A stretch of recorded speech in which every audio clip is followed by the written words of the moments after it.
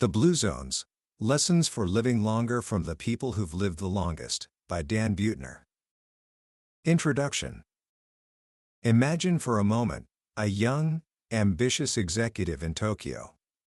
Her name is Sayoko Ogata. She lives the life you see in movies, up at dawn, a whirlwind of meetings, working late into the night, followed by dinners and karaoke that stretch until 1 or 2 in the morning. She's successful, she's making a lot of money, and she loves the hustle. But deep down, she feels an emptiness, a sense that something vital is missing from her life. One day, her work takes her to the small Japanese island of Okinawa, as part of a research team exploring the mystery of human longevity. There, in a tiny fishing village, she meets a 104-year-old woman named Ushi Okashima. Ushi is everything Sayoko is not. She lives a simple life, grows her own food, and spends her days surrounded by family and friends. She doesn't have money or status, but she radiates a profound sense of joy and contentment. She welcomes Sayoko's team, total strangers from another country, with a warmth that feels like a big hug. Sayoko doesn't even speak to Ushi directly, but she feels what she describes as a big energy coming from her. Standing on the street after that meeting, drinking a juice, Sayoko has an epiphany. She sees her own life for what it is, a horse chasing a carrot on a stick, always running, never arriving. And in that moment, she decides she wants to be like Ushi. When she returns to Tokyo, she quits her high-powered job. She moves to a small island, learns to cook, marries her boyfriend, and starts a family. Her entire life changes, all because of a brief encounter with a woman who had discovered a secret not just to a long life, but to a good life. That encounter is at the heart of the book we're exploring today, The Blue Zones, by Dan Buettner. This isn't just another health book. It's a detective story, a travelogue, and a guide to unlocking a longer, healthier, and happier life. Buettner, an explorer and writer for National Geographic, didn't look for answers in a laboratory or a high-tech gym. He went to the source. He led a team of the world's top scientists, demographers, and journalists on a global quest to find the places where people were living the longest, healthiest lives on Earth, places they called blue zones. What they found will change the way you think about health. They discovered that only about 25% of how long we live is determined by our genes. The other 75%? It's our lifestyle. But here's the secret: the people in these blue zones don't try to be healthy. They don't count calories, run marathons, or pop supplements. They simply live in environments and cultures where the healthy choice is the easy choice, often the only choice. Today, we're going on that journey with Dan Buettner. We're going to travel to these incredible pockets of longevity around the world, from the rugged mountains of Sardinia to the sun-drenched shores of Costa Rica. We're going to meet the people who hold the secrets, and by the end of our time together, I promise you this: you will understand the 9 simple, powerful lessons that can help you create your own personal blue zone, and potentially add a decade of good, vibrant years to your life. Book summary. Our story begins not with a magic pill or a futuristic technology, but with a simple, brutal truth. For centuries, humanity has searched for a fountain of youth, a secret to reverse aging. But as a group of over 50 of the world's top longevity experts declared, there is no magic pill. No vitamin, no hormone, no surgical procedure available today has been proven to stop or reverse the aging process. Think of aging like a car with only an accelerator pedal. We haven't found the brake yet. The best we can do is learn to stop flooring the accelerator. And that's what most of us in the modern world are doing. We're living fast and furious lifestyles that are wearing our bodies out prematurely. But what if there was another way? This was the question that set Dan Buettner on his path. He teamed up with demographers and scientists to scour the globe, looking for statistical anomalies, Places where people were reaching the age of 100 at rates up to 10 times higher than in the United States, and with a fraction of the killer diseases like heart disease and cancer. They found 4 such places. The first was a rugged, mountainous region on the island of Sardinia, Italy. The second was the island of Okinawa in Japan. The third was a surprising community of Seventh-day Adventists in Loma Linda, California. And the fourth was the Nicoya Peninsula in Costa Rica. The term Blue Zone was born when a Belgian demographer named Michel Poulain and an Italian doctor, Gianni Pes, were studying the population of Sardinia. As they zeroed in on the cluster of villages with the highest longevity, they drew a circle around the area on their map with a blue pen. The name stuck. These were the world's blue zones. And our first stop on this journey is that very island where the name was born. Imagine an island off the coast of Italy, a place of steep mountains and deep traditions, so isolated that for centuries, its people developed a deep suspicion of outsiders. The local proverb said it all: "He who comes from the sea is here to steal." This is the Barbagia region of Sardinia, a place where people turned inward, relying on family, community, and the rugged land to survive.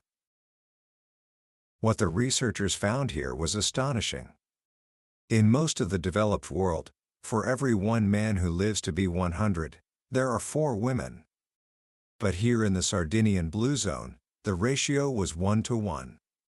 Something in this culture was allowing men to live just as long as women, retaining their vigor and vitality well into their old age. What was it? The answer wasn't one thing, but a collection of interconnected habits woven into the fabric of daily life. First, there was movement. The men here were traditionally shepherds. Their work wasn't strenuous like a gym workout, but it involved constant, low-intensity activity. They would walk for miles every day, up and down the rocky terrain, which provided all the cardiovascular benefits you'd need, strengthened their bones and muscles, but without the joint-pounding damage of running. This constant, gentle movement is a cornerstone of every Blue Zone. They don't exercise, they just live lives that require them to move. Then there was the diet. It was lean and plant-based, consisting of whole-grain bread, beans, and vegetables from their gardens.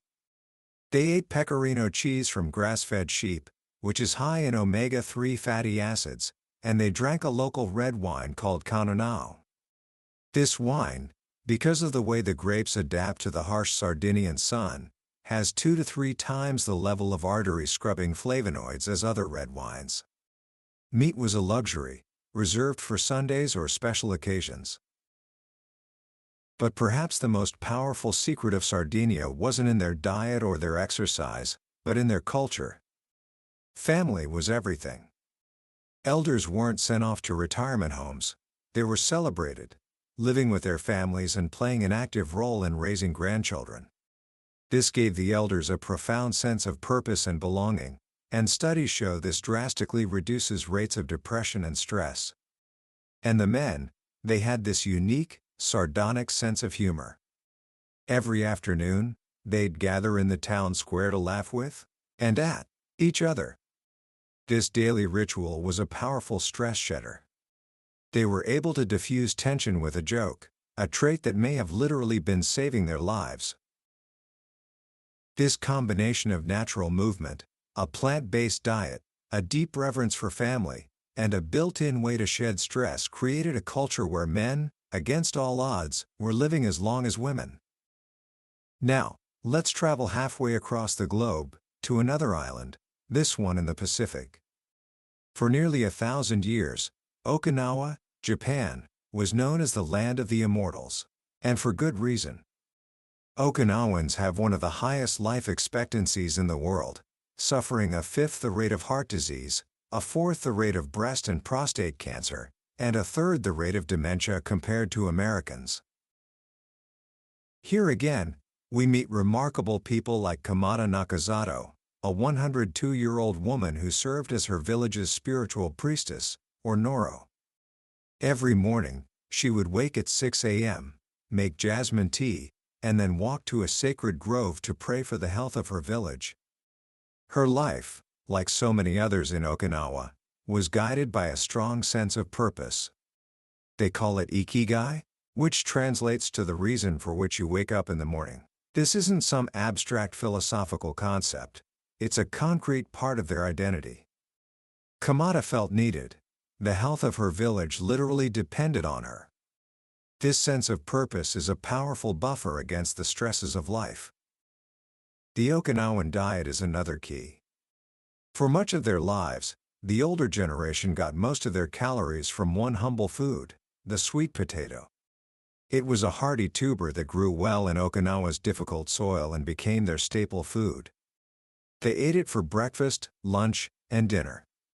Today we know the sweet potato is a nutritional powerhouse, packed with fiber, vitamin C, and beta-carotene. Their diet was also rich in soy, like tofu and miso soup, and full of vegetables from their gardens, things like bitter melon, or goya, which contains compounds that lower blood sugar, and medicinal herbs like mugwort and turmeric, which are powerful anti-inflammatories. They had a saying, a Confucian adage they'd repeat before every meal, harahachi bu. It's a reminder to eat only until you are 80% full. It takes our brain about 20 minutes to get the signal from our stomach that we're full. By stopping at 80%, Okinawans naturally restrict their calories without ever feeling hungry, a practice that has been scientifically shown to extend life. And finally, Okinawans have a powerful social safety net called a moai. A moai is a group of 5 or 6 friends who commit to each other for life. Originally formed for financial support, they evolved into social support networks. These women and men meet daily to chat, drink tea, and share the joys and burdens of life. They know that no matter what happens, if they get sick, if a spouse dies, if they run out of money, their moai will be there for them. It's an incredibly powerful, lifelong mechanism for shedding stress. So we have Sardinia with its walking shepherds and strong families, and Okinawa with its sense of purpose and lifelong friendships. But could such a culture exist in the United States, a country known for fast food and chronic stress? The answer, surprisingly, is yes. Our third stop is Loma Linda, California, a town about 60 miles east of Los Angeles, in the heart of the smoggy Inland Empire. It's home to a community of about 9,000 Seventh-day Adventists, who, as a group, live longer than any other Americans. Adventist men live about 7 years longer than the average Californian man, and women live about 4.5 years longer. Here we meet people like Marge Jatan, who at 100 years old, still barrels down the freeway in her Cadillac. Her day starts at 4:30 a.m. with prayer, followed by a mile walk down her apartment building hallway, a ride on her stationary bike, and a session with her dumbbells. After her oatmeal breakfast, she spends her day volunteering, delivering magazines to the old folks at the senior center, most of whom are decades younger than her. The Adventists' longevity stems from their faith, which is not just a religion but a prescription for a healthy life. Their church discourages smoking and drinking alcohol, and their diet is based on the Bible, which means no pork. In fact, many Adventists are vegetarians. For decades, researchers at Loma Linda University have been conducting the Adventist Health Study, one of the most comprehensive studies on diet and longevity ever done. What have they found? They've learned that vegetarian Adventists have about half the risk of heart disease compared to non-vegetarian Adventists. They discovered the incredible power of nuts. Adventists who eat a handful of nuts at least 5 times a week have about half the risk of a heart attack and live about 2 years longer than those who don't. They even found that something as simple as drinking 5 or 6 glasses of water a day can significantly reduce the risk of a fatal heart attack. But again, it's more than just diet. The Adventists have a powerful social network built around their church and their shared values. They tend to hang out with other Adventists, which reinforces their healthy behaviors. And they have a built-in, 24-hour stress reliever that happens 52 times a year, the Sabbath. From sunset Friday to sunset Saturday, Adventists stop. They don't work. They don't do chores. They don't worry about the obligations of the week. They focus on their family, their faith, and nature. They call it a sanctuary in time, a guilt-free period to rest, rejuvenate, and connect with what's truly important. This regular, predictable pause is an incredibly effective way to combat the chronic stress that plagues modern life. Our final destination takes us to a place that, until recently, was one of the most isolated parts of Costa Rica, the Nicoya Peninsula. It was a demographer named Luis Rosero Bixby who first noticed something strange in the data. Men over the age of 90 here had a higher chance of reaching their 100th birthday than men in just about any other country in the world, including Japan and the United States. When Buettner's team arrived, they confirmed it. Nicoya was the world's newest blue zone. Here, we meet men like Don Faustino, a 101-year-old cowboy who still rides his horse and takes a weekly bus to the market to buy groceries for his family. Life here has been hard, a life of physical labor from sunup to sundown.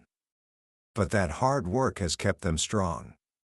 The Nicoyan secret seems to lie in a combination of a few key things.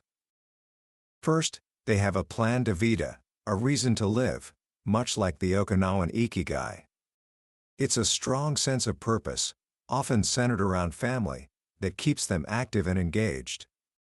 Second, they have an incredible diet, rooted in the traditions of the indigenous Coratiga people. It's based on what's sometimes called the three sisters of Mesoamerican agriculture: squash, corn, and beans. This combination is a nutritional powerhouse. But the way they prepare their corn is unique. They soak the kernels in lime water, a process that not only infuses the corn with calcium but also unlocks amino acids, making the protein more complete. This ancient practice may have created one of the most perfect longevity foods the world has ever known. And then there's something in the water. Literally. The water in Nicoya is incredibly hard, meaning it's very rich in calcium and magnesium. By drinking and cooking with this water every day, Nicoyans get all the calcium they need, which helps explain their lower rates of heart disease and stronger bones. They also get plenty of sensible sun. Their outdoor lifestyle ensures they get enough vitamin D, which is crucial for bone health and immune function. So after traveling the globe, after interviewing hundreds of centenarians, what are the common threads? What are the universal lessons that we can take from these incredibly diverse cultures? Dan Buettner and his team distilled all of their research down to 9 powerful, interconnected principles. They call them the Power 9. The first is to move naturally. The world's longest-lived people don't pump iron or run marathons. Instead, their lives are set up in a way that encourages constant, low-intensity movement. They garden, they walk, they do chores by hand. The second is purpose. The Okinawans call it Ikigai, the Nicoyans plan de vida. Knowing your sense of purpose is worth up to 7 years of extra life expectancy. Third, downshift. Even people in the blue zones experience stress. What they have that we don't are routines to shed that stress. Okinawans take a few moments each day to remember their ancestors, Adventists pray, Sardinians do happy hour. Fourth is the 80% rule. Hara Hachibu? The Okinawan mantra reminds them to stop eating when their stomachs are 80% full. That 20% gap between not being hungry and feeling full could be the difference between losing weight and gaining it. Fifth, plant slant. Beans, including fava, black, soy, and lentils, are the cornerstone of most centenarian diets. Meat is eaten on average only 5 times per month, in small portions. Sixth, wine at 5. People in all blue zones except the Adventists drink alcohol moderately and regularly. Moderate drinkers outlive non-drinkers. The trick is to drink 1 to 2 glasses per day, with friends and/or with food. 7th, belong. All but 5 of the 263 centenarians Buettner interviewed belong to some faith-based community. Research shows that attending faith-based services 4 times per month will add 4 to 14 years of life expectancy. 8th, loved ones first. Successful centenarians put their families first. This means keeping aging parents and grandparents nearby or in the home. They commit to a life partner and invest time and love in their children. And finally, the 9th lesson, right tribe.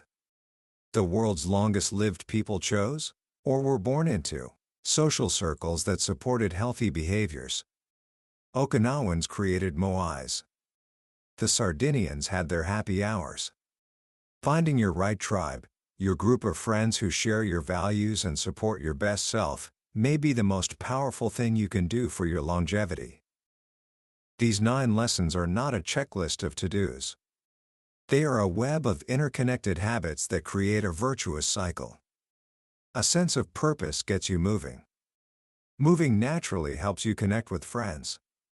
Connecting with your tribe reinforces healthy eating habits. It all works together, creating a lifestyle and an environment where living a long, healthy life is not only possible, but almost unavoidable. Commentary. When you step back and look at the lessons from the Blue Zones, what's truly remarkable is how simple they are. In a world that is constantly trying to sell us complicated solutions, the latest superfood, the most intense workout program, the most advanced anti-aging supplement, this book brings us back to a fundamental truth. The secrets to a long and healthy life are not secrets at all. They are timeless principles that have been practiced for centuries. The most powerful lesson, for me, is the idea that health is not an individual pursuit, it's a community project. We often think of our health as our own personal responsibility. I need to have more willpower. I need to be more disciplined. But the people in the Blue Zones teach us a different way. Their longevity isn't the result of superior willpower. It's the result of their environment. They live in cultures where the healthy choice is the easy choice. Their friends bring them fresh vegetables from the garden, not a box of donuts. Their daily life involves walking, not sitting in traffic. Their social rituals are built around connection and stress relief, not mindless consumption. This shifts the question from how can I force myself to be healthier, to how can I design my environment to support my health, and that is a much more empowering question. It means we can stop blaming ourselves for a lack of willpower and start making small, strategic changes to our homes, our social circles, and our daily routines.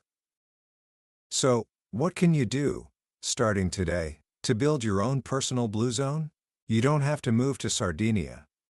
You can start small. First, take a look at your kitchen.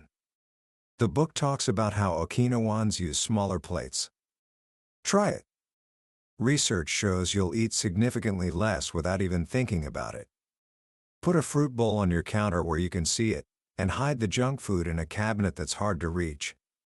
You are engineering your environment for success. Second, think about movement. You don't have to join a gym. Can you take a 20-minute walk during your lunch break? Can you take the stairs instead of the elevator? Can you plant a small garden, even if it's just a few pots on your balcony? The goal isn't to burn calories, it's to weave constant, gentle movement back into your day. And third, and perhaps most importantly, look at your tribe. Who are the people you spend the most time with? Do they lift you up? Do they support your best self? As the book shows, the people we surround ourselves with have a profound impact on our behaviors and our health. Making a conscious effort to spend more time with friends who are active, positive, and share your values might be the single most important decision you make for your long-term well-being. That was a summary of the Blue Zones by Dan Buettner.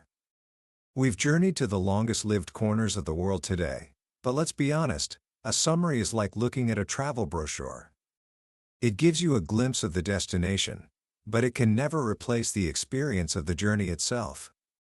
The real power of this book is in the stories, the characters, and the small details that make these lessons come alive. This summary is here to help you decide if this is a journey you want to take. If any of these ideas have sparked something in you, I encourage you to pick up a copy.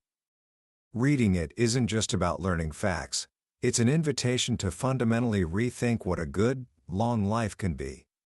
The link to the book is in the description below. Also, if you found this summary valuable and it gave you something to think about, please do me a small favor and hit that subscribe button. It lets me know that this work is making a difference, and it ensures you won't miss our next deep dive into another life-changing book. Let's keep learning and growing together.